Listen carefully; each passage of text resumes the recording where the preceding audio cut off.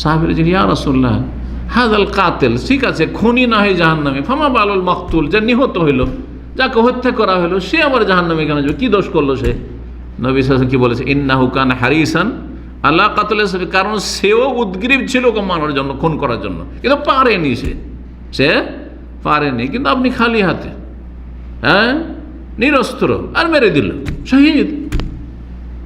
তবে যখন দেখছেন যে আমাকে মারার জন্য আসছে, তখন প্রতিরোধ করার জন্য, আত্মরক্ষার জন্য যখন অস্ত্র ধরবেন, সেটা আলাদা। কিন্তু দুই দিক থেকে, দুই বাড়ি থেকে লাঠি নিয়ে বেরিয়েছেন, তো দুই দলে মারতে চান, তাই মারামারি করতে চান, জাহান্নামী দুই দলে। আসসালামু আলাইকুম রহমতুল্লাহ ওয়া বারাকাতুহু। শহীদের মত কেউ যদি মারা যায়, এই মর্মে যে অনেকগুলি শহীদ রয়েছে, যে বলছিলাম যে 7 রকমের, ওই হাদিসটা সংক্ষেপে শুনে রাসূলুল্লাহ সাল্লাল্লাহু আলাইহি ওয়াসাল্লাম বলছেন যে ওমা তাউদ্দুনা শাহাদা, তোমরা শাহাদাত কোনটাকে বলো?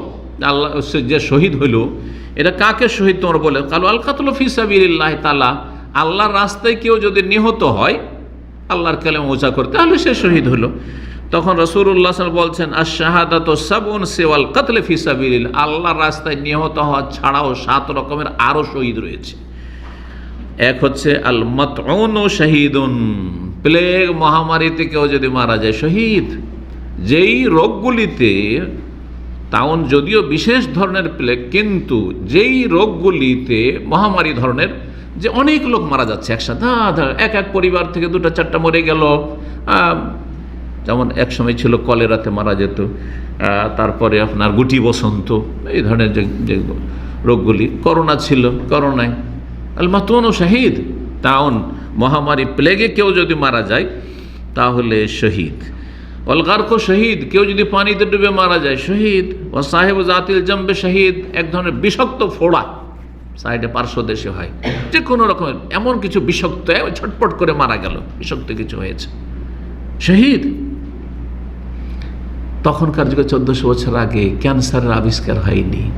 বিষাক্ত ফোড়া মানে শুধু বাইরে থাকতে হবে। আজকাল ক্যান্সার, মারাত্মক রোগ একটি ক্যান্সার, ক্যান্সারে কেউ মারা যায়, শহীদ, শহীদ ইনশাআল্লাহ। জি, কারণ দুরারোগ্য রোগ, এই ক্যান্সারের রোগ হচ্ছে দুরারোগ্য রোগ।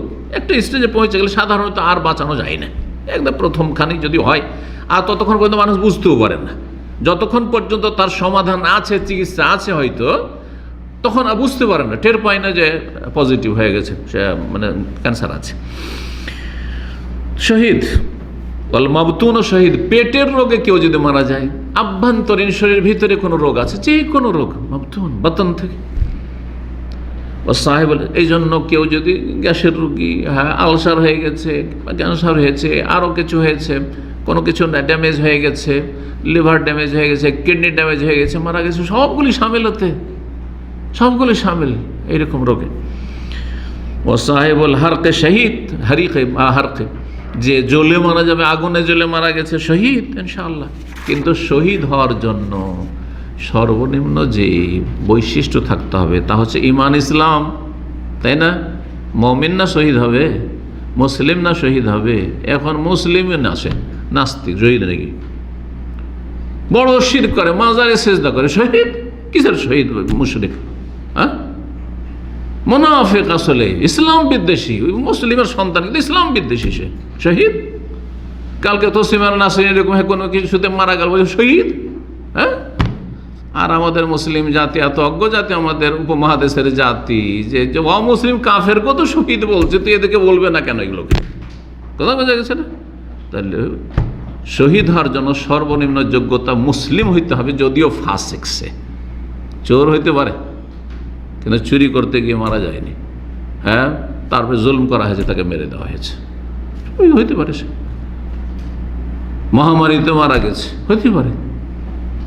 কাবিরা গুনাহ, বিভিন্ন কাবিরা গুনাহ রয়েছে, গণাবার কোনো প্রয়োজন নেই, তারপরও শহীদ হতে, কিন্তু মুসলিম সে, ফাসিক হইলেও সে মুসলিম, কিন্তু যে মুসলিম না, তার ইসলাম নেই অন্তরে, সেই ব্যক্তি কখনো শহীদ নাই। তো তারপরে নবী সাল্লাল্লাহু আলাইহি ওয়াসাল্লাম বলছে আল হাদমু শহীদ, দেয়াল ভেঙে পড়লো, বিল্ডিং ভেঙে পড়লো আর মারা গেল, আল হাদ। তখনকার যুগে এমনটাই হয়তো, সেই জন্য কোনো কিছু ভেঙে পড়লো। কিন্তু ধরেন আজকাল বিমান দুর্ঘটনা, গাড়ি দুর্ঘটনা, অ্যাক্সিডেন্টে মারা গেল, শহীদ, এই হাদিসের অন্তর্ভুক্ত। সেই যুগে তো আর গাড়ি ছিল না, আর বিমান ছিল না যেভাবে জানা। তো এক একটি পয়েন্টে অনেকগুলি চলে আসবে এভাবে আর কি। তারপরে বলছেন নবী সাল্লাল্লাহু আলাইহি ওয়াসাল্লাম, ওয়াল মারআতু তামুতু বিজুমইন শাহীদ, আর যেই মহিলা প্রসূতি অবস্থায় মারা যায়, বাচ্চা ভূমিষ্ঠ হওয়ার আখ্যানে, মানে বাচ্চা ভূমিষ্ঠ হওয়ার এই এতে আর কি, প্রসব বেদনায় মারা গেল আগে অথবা বাচ্চা ভূমিষ্ঠ হওয়ার পরে বা তার সাথেই মারা গেল, তাহলে সেও শহীদ ইনশাআল্লাহ। সুনান আবু দাউদের হাদিস, আর মুসনাদ আহমদের রয়েছে, নাসাইতে রয়েছে, ইবনে মাজায় রয়েছে, হাদিস সহিহ। 5 নম্বর লক্ষণ, কেউ যদি যে কোনো এবাদতের অবস্থায় মারা যায় অথবা এবাদতের জন্য প্রস্তুতি নিচ্ছে অবস্থায় মারা যায়, এবাদতে আছে অথবা এবাদতের জন্য প্রস্তুত হচ্ছে, ওই সময় হঠাৎ করে মত, তাহলে তার নিয়ত কিন্তু এবাদতে চলে গেছে। যেন আজান হয়েছে, আজান হওয়ার সাথে উঠছেন, আপনি দাঁড়াচ্ছেন, আর ওই সময় পড়ে গেলেন, মারা গেলেন, সালাতটা তো পড়তে পারলেন না, কিন্তু আপনাকে এই যে বসেছিলেন কথা বলছিলেন, কিসে উঠালো, কোন নিয়তে, কিসে? সালাত হাইয়া আলাস সালাহ হয়েছে, এই জন্য উঠেছেন। তাহলে আপনি জানো এবাদত শুরু হয়ে গেছে, আপনার নিয়তের অন্তরের এবাদত শুরু হয়ে গেছে। সুতরাং শহীদ ইনশাআল্লাহ। এবাদতের অবস্থায় শহীদ বলবো না, বলবো যে এটা হচ্ছে হুসনুল খাতেমা। আমি আগে শহীদের আলোচনা চলবে, শহীদ বলেছি। সেটা হচ্ছে যে আপনার ভালো মতের একটি লক্ষণ হচ্ছে এবাদতের অবস্থায় মারা যাওয়া। যেমন কোনো ব্যক্তি সলাত অবস্থায় মারা যাচ্ছে, কেউ সিয়াম রোজা অবস্থায়, সিয়াম অবস্থায় সে ফরজ হোক অথবা নফল হোক, অথবা কোনো একটি আলোচনায় আছে, আলোচনা করছে অথবা আলোচনা শুনছে। আমাদের পুরাতন সেন্টার ছিল, সেখানে 2005-06 দিকে এরকম হবে, ঠিক সালটা মনে নেই। জুমার দিনে আমার তাফসীর চলছিল অথবা কোনো একটা দার্স চলছিল জুমার দিনে। আপনারা ছিলেন কেউ, দেখেছেন? এই যে মাশাআল্লাহ অনেকে ছিল। সুবহানাল্লাহ, একটা লোক আধা ঘন্টা মসজিদে, কিন্তু আমার জুমার খুতবার অনুবাদ শুনেছে এই বড় মসজিদে। তারপরে এখানে এসে আধা ঘন্টা গিয়েছে, প্রায় 1.5 ঘন্টা তখন আলোচনা করতাম কমপক্ষে। আর তারপর হঠাৎ করে ধম করে পড়ে গেল, অথচ বয়স 30-35-এর বেশি হবে না। তারপরে আমি দেখছি যে হইচই শুরু হয়ে যাবে, 2-4 জনকে বললেন যে তাড়াতাড়ি আপনারা বাইরে নিয়ে যান, দিয়ে হাসপাতাল নিয়ে যাওয়ার ব্যবস্থা করেন। আমি ভাবতে পারিনি যে লোকটি মারা যাবে। আর তারপরে আমি কিন্তু বক্তব্য কন্টিনিউ করতে থেকেছি, বক্তব্য বন্ধ করিনি, বক্তব্যটা শেষ করলাম। তারপর জানতে পারলাম যে মারা গেছে, তাকে অ্যাম্বুলেন্স এসে হাসপাতালে উঠিয়ে নিয়ে গেছে। নিচে এসেছিল, আর নিচে তখনই হার্ট অ্যাটাক করে মারা গেছে। আর সেই নিচে থেকে বলেছে যে না, চেক করেছে। তারপরে যারা এসেছিল আপনার অ্যাম্বুলেন্স নিয়ে বললো যে না, শেষ হয়ে গেছে, তাকে নিয়ে গেছে সেন্ট্রাল হসপিটালে, যারা মহামেশ নিয়ে গেছে। ভালো লক্ষণ এটি হচ্ছে ভালো মরণের লক্ষণ, যে কোনো ভালো অবস্থায় মারা গেল, অথবা যাচ্ছে দিন শিক্ষার জন্য যাচ্ছে, এলেম শিক্ষার জন্য যাচ্ছে, সে মাদ্রাসার ছাত্র হোক অথবা মাদ্রাসার শিক্ষক হোক, অথবা আপনার ইসলামিক সেন্টারে আসছে রাস্তায়, অথবা যাচ্ছে আল্লাহ রাস্তায় গেল, কিন্তু এগুলোকে আল্লাহর রাস্তা বলা হয়েছে। হাদিসে বলা হয়েছে মান খারাজা লিতালাবিল ইলম ফাহুয়া ফি সাবিল, যে এলেম হাসিল দ্বীনের জ্ঞান অর্জনের জন্য বের হলো, সে আল্লাহর রাস্তায় যে মারা যাবে।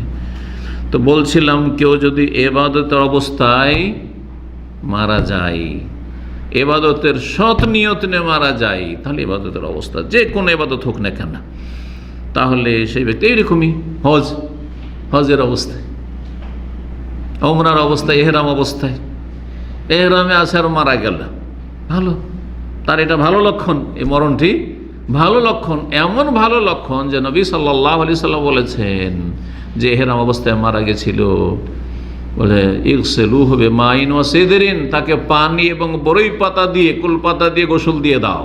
আর ওয়াকাফেনুহু ফি সাওবাইহি, তার যে দুটো এহরামের কাপড় আছে ওই দুটোতেই তাকে কাফন দাও, আলাদা কাপড় দেবে না, এবং এহরামের কাপড় তার কাছ থেকে নেবে না, বদলাবে না। ফাইন্নাহু ইউবাসু ইয়াউমাল কিয়ামাতে মুলাব্বিয়ান, কারণ তাকে কিয়ামতের দিনে যখন হাসর মাঠে উঠানো হবে তখন তালবিয়া পাঠ করবে, লাব্বাইক আল্লাহুম্মা লাব্বাইক, লাব্বাইক আল্লাহুম্মা লাব্বাইক, আর আল্লাহর সামনে হাজির হবে। আর কি প্রয়োজন তার? সাক্ষী, তার পোশাক, এহরামের পোশাক সাক্ষী, এবং তালবিয়া তার সাক্ষী, তালবিয়া পাঠ করবে, যদিও বস্ত্রহীন হবে কারণ হাদিসে রয়েছে, কিন্তু কথা হচ্ছে তালবিয়া তো পাঠ করার কথা হাদিসে আসলো। তো এই হচ্ছে সাক্ষী। এই মর্মে সূরা নিসার আয়াত নম্বর 100 বলা যেতে পারে। এখানে মহান আল্লাহ ইরশাদ করেছেন, ওয়া ইয়াখরুজ মিন বাইতিহি মুহাজিরান ইলাল্লাহি ওয়া রাসূলি, কেউ যদি আল্লাহর দিকে হিজরত করে বাড়ি থেকে বেরোয়। বাসা থেকে বেরিয়ে এসছেন আপনারা, বাড়ি থেকে বেরিয়েছে কোনো মাদ্রাসার ছাত্র শিক্ষক, বাড়ি থেকেও বেরিয়েছে কোনো বক্তা আলোচক, আলোচনা করার জন্য, বক্তব্য করার জন্য। ওমাইয়া খরচ মিম্বাইতেহি, যেই ব্যক্তি নিজ বাড়ি থেকে বেরোইল, মুহাজিরান ইলাল্লাহি ওয়া রাসূল, আল্লাহ এবং রসুলের দিকে হিজরত করে। আল্লাহ রসুলের দিকে হিজরত করা কি?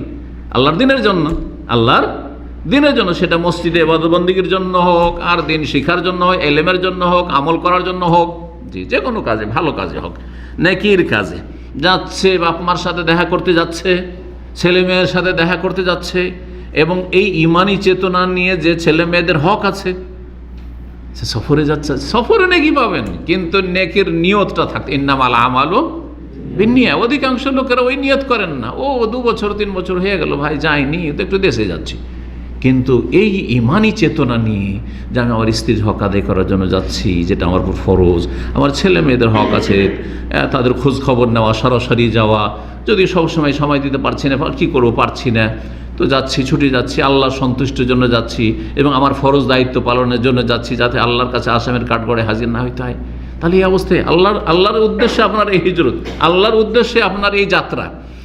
যেই ব্যক্তি আল্লাহর উদ্দেশ্যে এবং রাসূলের উদ্দেশ্যে হিজরত করবে, বাড়ি থেকে বেরো হিজরত করবে না শুধু হিজরতই নয়, বরং যেই কোনো দিনের কাজে।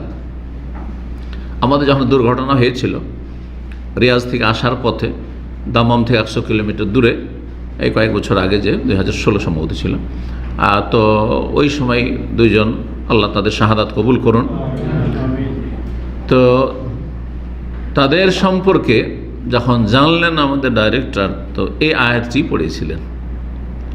তাদের একজন দিন শুনতে গেছিলেন দিনের কথা, আর একজন দায়ী ছিলেন, তিনি কিছু বলার জন্য গেছিলেন। তাহলে ওয়া ইয়াখরুজ মিন বাইতিহি মুহাজিরান ইলাল্লাহি ওয়া রাসূলিহি, এই আয়াত ওদের ফিট হচ্ছে না? হচ্ছে না? এইরকমই যে কেউ দিন শিখার জন্য যেখানে এখানে ইসলামী সেন্টারে আসছে, যাচ্ছে, অথবা বসেছিল, এর মধ্যে শামিল হবে না? হবে না? অবশ্যই শামিল হবে। সুম্মা ইউদরিকুহুল মউত, তারপরে আল্লাহ রাস্তায় বেরিয়েছিল আর মউত তাকে পেয়ে গেল, মরণ পেয়ে গেল। ফাকাদ ওয়াকা আজরুহু আলাল্লাহ, তো আল্লাহর কাছে তার নেকি সাব্যস্ত হয়ে গেছে, আল্লাহর কাছে তার পারিতোষিক প্রতিদান সাব্যস্ত হয়ে গেছে। আল্লাহু আকবার। ওয়া কানা আল্লাহু গফুরুর রহিম, সূরা নিসা আয়াত নম্বর 100। রাসূলুল্লাহ সাল্লাল্লাহু আলাইহি ওয়াসাল্লাম একটি হাদিস শুনে এই মর্মে, রাসূলুল্লাহ বলছেন, ইযা আরাদাল্লাহু বিআবদিন খাইরান, আল্লাহ যদি কোনো বান্দার সাথে মঙ্গলের ইচ্ছা করেন, আল্লাহ ভালো করতে চান, কোনো বান্দার কি চান? ভালো চান, মঙ্গল চান। তাহহারাহু কাবলা মৌতিহি, তো তার মরণের আগে আল্লাহ তাকে পাক পবিত্র করে নেন। কারণ নাপাক হয়ে গেলে কিন্তু কবরের আযাব, মানে পাপের নাপাকি নিয়ে, পাপের বোঝা নিয়ে গেলে, তো এইখানে আল্লাহ পাক পবিত্র করে নেন। তাহলে কাউকে যদি আল্লাহ দুনিয়াতে পাক পবিত্র করে দেন বালা মুসিবত দিয়ে বা কিছু দিয়ে, তাহলে কি হয়? ভালো, তার জন্য ভালো। আল্লাহ তার সাথে কি করেছেন? মঙ্গলের ইচ্ছা করেছে। কথাটি একটু আগে বলছিলাম, যদি আল্লাহ কোনো বান্দার সাথে কল্যাণের ইচ্ছা করেন, তো কি করেন? তাকে তার মরণ, তাহহারাহু কাবলা মউত, তার মরণ আগে পাক পবিত্র করে নেন। কালু, সাহাবীরা বলেন, ওয়ামা তহুরুল আবদে, বান্দাকে পাক পবিত্র কেমন করে আবার আল্লাহ করেন? মরণ আগে আল্লাহ পাক পবিত্র করে নিলেন, কিভাবে? কালা আমালুন সালিহুন ইউলহিমুহু ইয়াহু, কোনো একটা আল্লাহ ভালো আমলের তৌফিক দিয়ে দেন, ভালো কাজ করার তৌফিক দিয়েছেন ওই সময়, ওই মুহূর্তে, যেই সময় তার মরণ চলে আসছে। ঠিক মরণের সময় এমনি দুনিয়ার কাজে না, কোনো ব্যবসা বাণিজ্যও নাই, দুনিয়াতেও নাই, আর এমনি বসে আছে বা একটু মোবাইল টিপাটিপি করছে, ওই সবে না, নেকির কাজে লেগে আছে, কোরআন তেলাওয়াত করছে, হঠাৎ করে মারা গেল। হ্যাঁ, দিন শিখছে, হঠাৎ করে মারা গেল। অথবা সালাত আদায় করছে, হঠাৎ করে মারা গেল। সালাতের জন্য উঠেছে, পড়ে গেল। জি, বলছেন তাকে আল্লাহ এলহাম করেন যে তুমি কিছু ভালো আমল করো এই সময়, কারণ তোমার মরণ চলে এসছে। মনে এলহাম মানে হচ্ছে অন্তরে ভালো কথার উদ্রেক হওয়া, ভালো কথার মন মানসিকতা তৈরি হওয়া। হাত্তা ইয়াকবিদু আলাইহি, তার ওপর আল্লাহ তার রূহটাকে কবজ করতে চান। তাবরানির হাদিস, আবু উমামা সাহাবী থেকে বর্ণিত, রাসূলুল্লাহ সাল্লাল্লাহু আলাইহি ওয়াসাল্লাম তিনি বর্ণনা করেছেন। হাদিস আল্লামা আলবানী রাহিমাহুল্লাহ সহিহ বলেছেন, সহিহুল জামের 306 নম্বর হাদিস। এখানে মনে পড়ে গেল আমাদের একজন অত্যন্ত প্রিয় এবং সম্মানিত শেখ, তিনি মক্কাতুল মুকাররমায় দীর্ঘ সময় ধরে থাকতেন। আমরা যখন মদিনার ছাত্র ছিলাম সেই সময় তিনি মক্কাতুল মোকাররমে থাকতেন।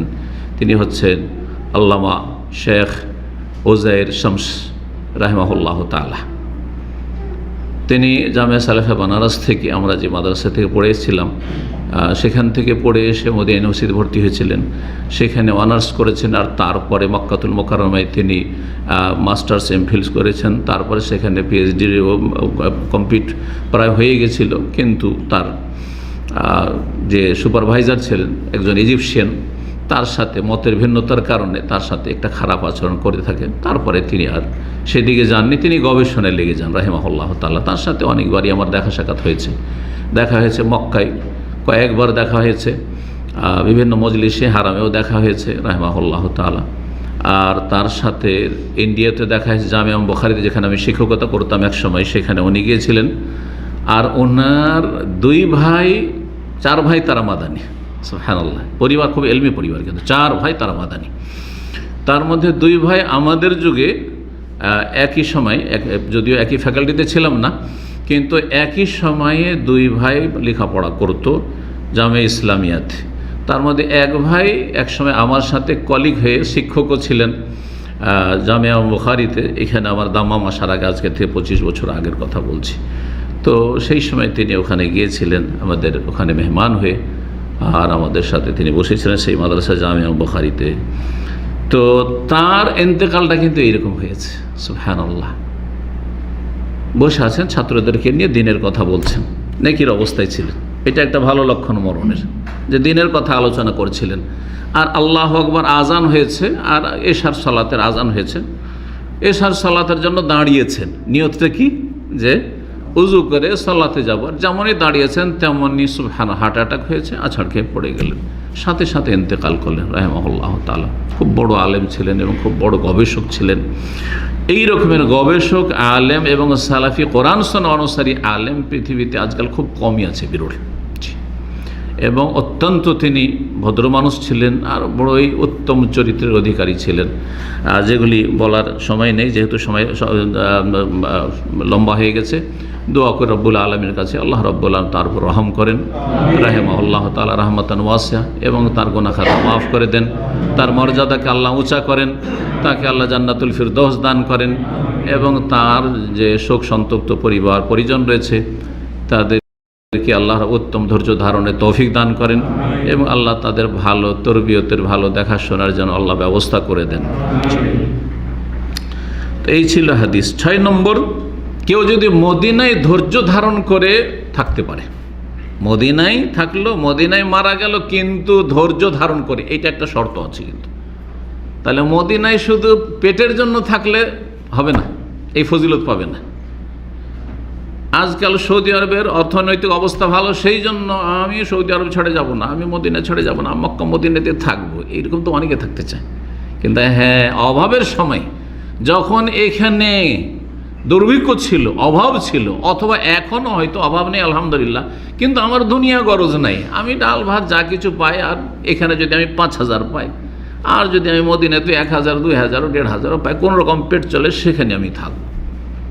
এইভাবে যদি কেউ মদিনায় ধৈর্য ধারণ করে, আর ধৈর্য ধারণ হচ্ছে 3 রকমের।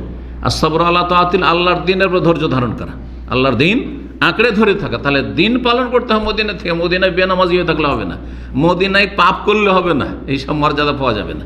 মদিনায় বসবাস করে মদিনায় মরেছে পাপী, তো সে কি পাবে নাকি? তার কি এটা ভালো লক্ষণ হলো মরণের? না, ভালো লক্ষণ নাই। তো মদিনায় ধৈর্য ধারণ করে থাকা মানে হচ্ছে নেকির কাজ ধৈর্য ধারণ করা। মদিনায় ধৈর্য ধারণ করা মানে হচ্ছে গুনাহ থেকে, আসসাবরু আন মাসিয়াতিল্লাহ, গুনাহ থেকে বেঁচে থাকা।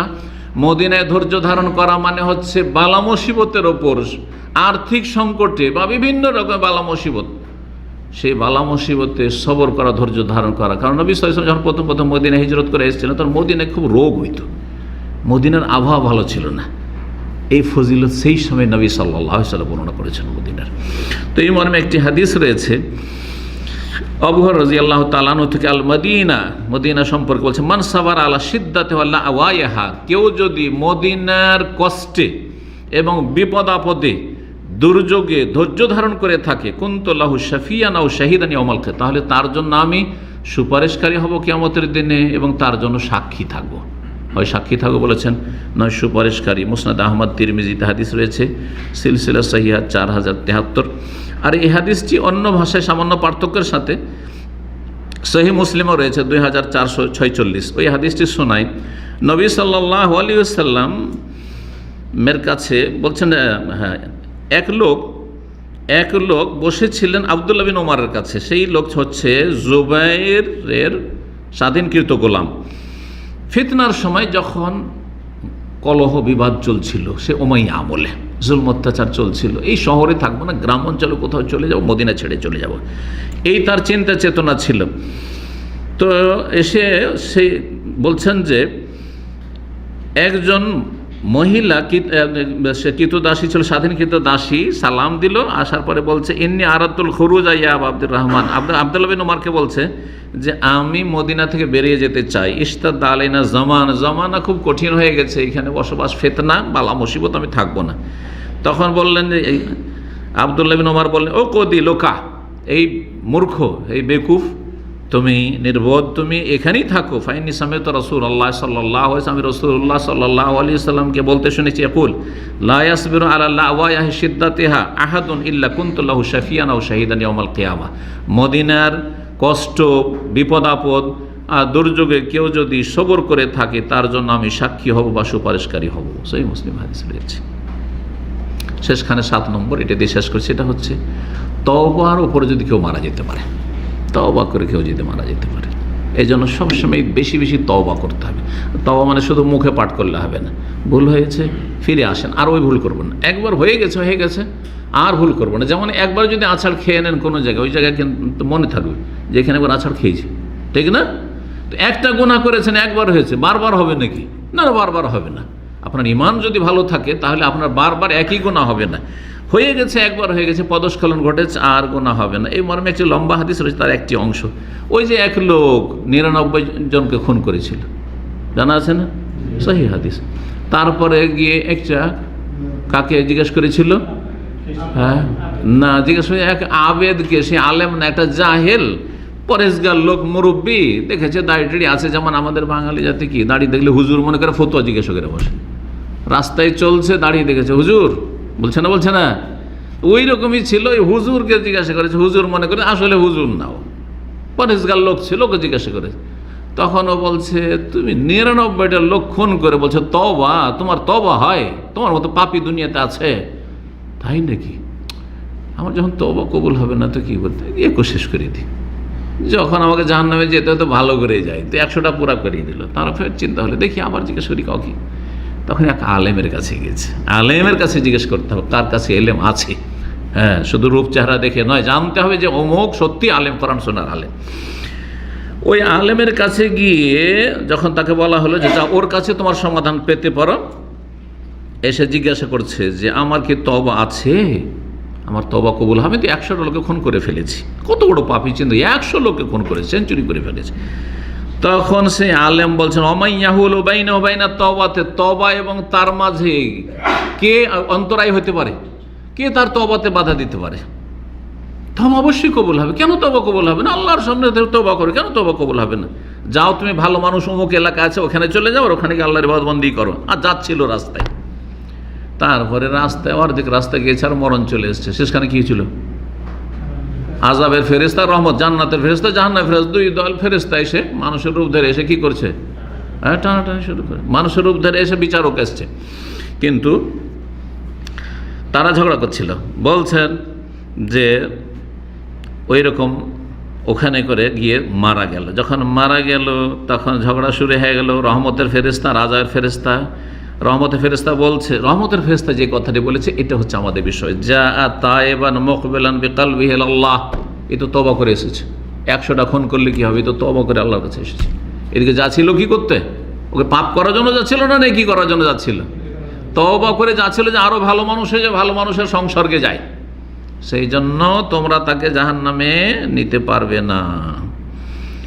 ফাতাহুম মালাকুন, একজন ফেরেশতা, ফি সূরাতে আদমি, মানুষের রূপ ধরে আসলো, আর তারপর তাদের বিচার করে দিল যে দেখো মাপে টেপে দেখো যে কতটা কোন দিকে গেছে। তো মরণের সময় এত আবেগে ছিল যে মরে যাবে, তো একটু গায়ের জোরে একটু দেখি একটু এগিয়ে চলে গেছে, মাত্র আধা হাতের জন্য ওই নেকির দিকে, ওই যে নেক লোকেরা যেখানে ছিল, যেই গ্রামের সেদিকে একটু এগিয়ে গেছে, তাকে জান্নাতের ফেরেশতারা, রহমতের ফেরেশতা তার রূহকে নিয়ে চলে গেল। তো কী জন্য তার মাফ হলো? ওই যে তওবা করে এসেছে। তো তওবা যা হয়েছে হয়েছে অতীতে, যদি তওবা করে আপনি মরতে পারেন তা আপনার সৌভাগ্য। তো একটি হুসনুল খাতেমার আলামত হচ্ছে, বা ভালো মতের লক্ষণ হচ্ছে যে তওবার অবস্থায় মরণ হওয়া। এজন্য উচিত কি আমাদের সবসময় নিজেকে সংশোধন করে, পাপ মুক্ত করে আপডেট রাখা। ভুল হয়েছে সাথে সাথে তওবা, ভুল হয়েছে সুম্মা ইয়াতুবুনা মিন করিব, আল্লাহ কোরআনে বলছেন সাথে সাথে তওবা করেন। এই নয় যে দেরি করে, আরে করছি তো করেই নি, হ্যাঁ নামাজটা ধরবো, আচ্ছা হজটা করি আর ফজর ছাড়বো না, বলে না অনেক বলে না, হ্যাঁ নামাজ আর ছাড়বো না, কখন? আচ্ছা ঠিক আছে, একটু মুরব্বি হয়ে যায়, বিশেষ করে আমার দেশের লোকেরা, হ্যাঁ দাড়ি ছাড়বো কখন? যখন শ্বশুর হয়ে যাবো তখন, তাই না? অতদিন বাঁচবেন, তাহলে তওবা করতে চান না। এই জন্য সবসময় তওবা করতে হয়। এই জন্য নবী সাল্লাল্লাহু আলাইহি ওয়াসাল্লাম আমাদের কী শিখিয়েছেন? অথচ নবীর জন্য তওবার কি প্রয়োজন? দিনে 100 বার করে তওবা, 70 বার বেশি তওবা। দুটো হাদিস রয়েছে, নবী সাল্লাল্লাহু আলাইহি ওয়াসাল্লাম আস্তাগফিরুল্লাহ ওয়া আতুবু ইলাইহি, আস্তাগফিরুল্লাহ ওয়া আতুবু ইলাইহি, অন্তর থেকে বলবেন, জবান দিয়ে উচ্চারণ করবেন এবং কাজে পরিণত করবেন যে আল্লাহ আমি ফিরে আসছি তোমার দিকে এবং গুনাহ থেকে মুক্ত হওয়ার জন্য আমি আপ্রাণ চেষ্টা করছি। আল্লাহ আমাদের সকলকে তৌফিক দান করুন। এখানে আজকের আলোচনা শেষ করছি। ওয়া সাল্লাল্লাহু আলা নবিয়িনা মুহাম্মদ ওয়া আলা আলিহি ওয়া সাহবিহি আজমাইন।